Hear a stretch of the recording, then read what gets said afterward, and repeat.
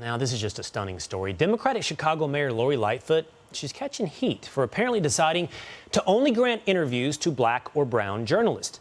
Several local Chicago reporters are raising the issue, and now Mayor Lightfoot herself is stating in a series of tweets, quote, "It's a shame that in 2021, the City Hall press corps is overwhelmingly white in a city where more than half of the city identifies as black, Latino, AAPI, or Native American. Diversity and inclusion is imperative across all institutions, including media. In order to progress, we must change. This is exactly why I'm being intentional about prioritizing media requests." Joining me now is the host of the Cut the Bull podcast, Wilfred Reilly. Wilfred, thank you so much for being here. I don't know whether to ask you whether or not this is unconstitutional or just simply immoral. What is this? This is something we have never seen.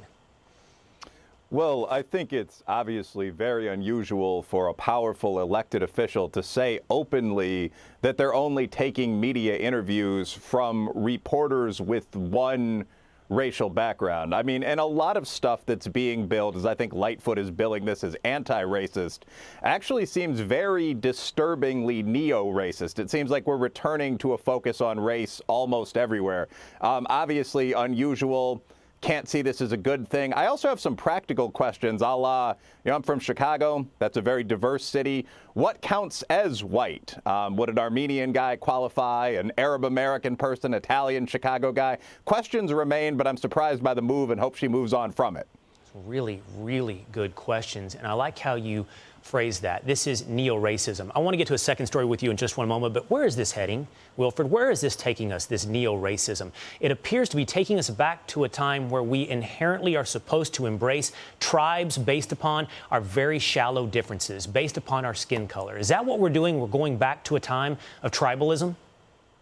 Well, frankly, I think a lot of this is just going to be taking us to court. I mean, the huge majority of white and black Americans are fans of that Civil Rights Act of 1964, which prohibits almost all discrimination on the basis of race. So I don't see how, once they're out in the light of day, things like this from white or from black or officials of any other color can survive. I really don't. Well, I actually might have the perfect story to transition then that might put that to a little bit of a challenge, Wilfred. Here's this. This is from Google Docs. They are now offering PC alternatives for, quote, non-inclusive words. So let me give you some examples. Mailman will now be mail person. Crazy, baffling. Dummy variable equals placeholder variable. They are essentially taking political correctness and wokeism into autocorrect, into Google Docs. No more gendered language, making everything as absolutely bland, generic, and honestly, non-understandable, completely vague as can possibly be. And here's what I wanted to ask you about this idea that you said it will ultimately not be embraced.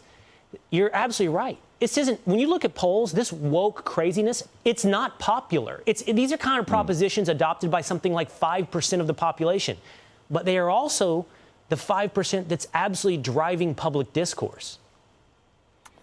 Yeah, I think that's correct. I mean, a substantial overlap between that and something I recently read, which is that only 20% of the U.S. population or so is on Twitter. About a tenth of those people produce almost all of the viral tweets. This is a niche subset of society. The problem is that it's a niche subset composed in large part of the techies, the elite. Again, however, I don't think the vast majority of people, if this is an optional package, are going to add woke autocorrect to Microsoft Word. All I can say is that I think when this reaches out to the 47 states beyond the Beltway, Bosnia-Wash, I hope what we see is laughter instead of an extremely intense backlash, which some in my field worry about. I don't know if laughter will do it, but there definitely has to be some backlash to this insanity that is sweeping the nation. Wilfred, I appreciate your time with us tonight. Your use of insanity there was very triggering. You're absolutely right. How dare I? Thank you so much. Hey, Sean Hannity here. Hey, click here to subscribe to Fox News YouTube page and catch our hottest interviews and most compelling analysis. You will not get it anywhere else.